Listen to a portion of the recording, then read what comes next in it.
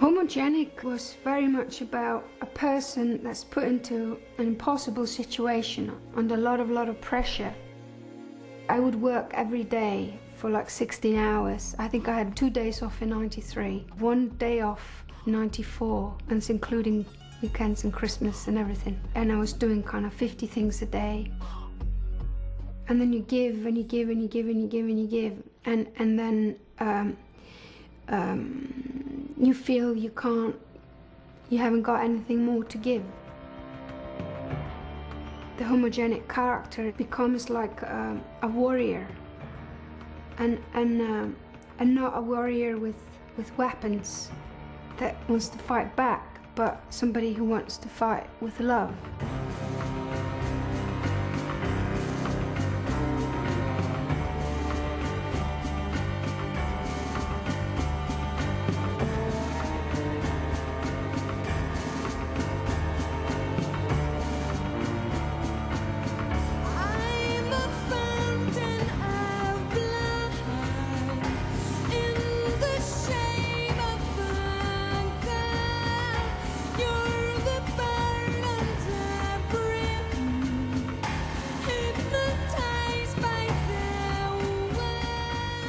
For Homogenic, she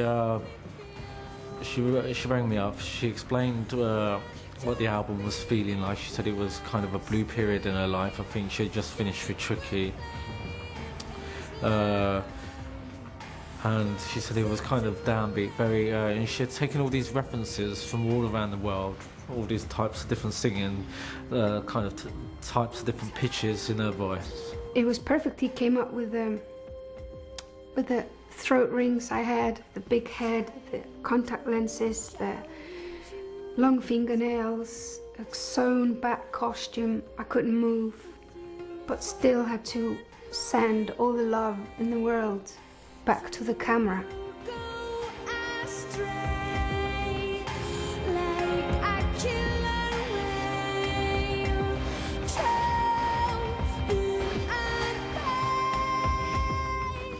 There was another element to that homogenic character that was quite important, was asking myself a lot of questions like, okay, you're international, your music is international, but what are you? Are you Icelandic? What are you? Where are you from? Like roots.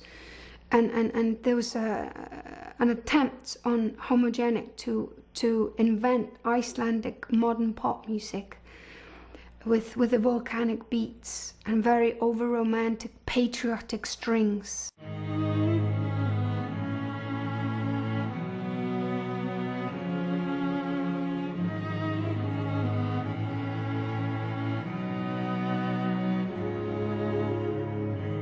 All these accidents that happen, follow the dot.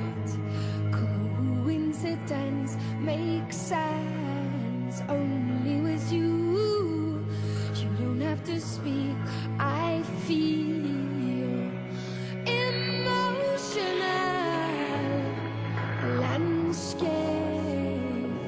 They pass away. The riddle gets solved, and you push me up to this state of emergency. How beautiful to be. Whenever I listen to her sing, I always learn something, and I always think, oh my God, that's an incredible surprise to do that chord or that thing there. And completely, it throws me completely.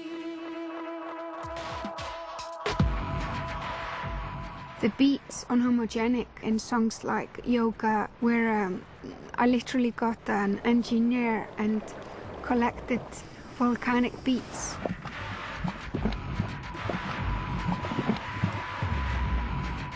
Björk definitely uses strange ideas for drums and for beats, but it still fits the part of the world she comes from, the folklore that surrounds it. And Björk music and her sound it got that Norse and that northern feel to it. You know, it's like you could tell that the weather gets pretty cold out there. You know what I mean? Just in the O's of the voice. Coming from Iceland, there's a lot of mythology around that area. I do feel her voice connect to the Norse mythology. You got Freya, you got Odin, you got Thor, you got Loki. But if you look at Freya, she's a warrior type goddess.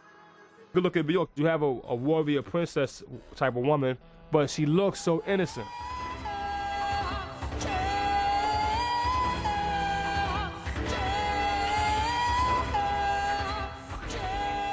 She hit octaves that could communicate with the whales.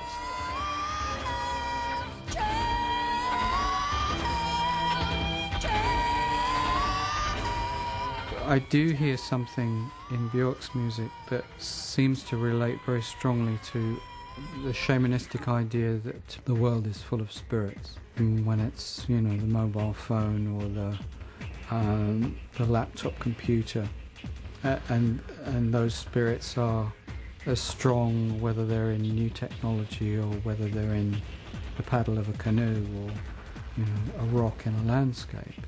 But it's unusual these days for somebody to really explore those almost pagan ideas.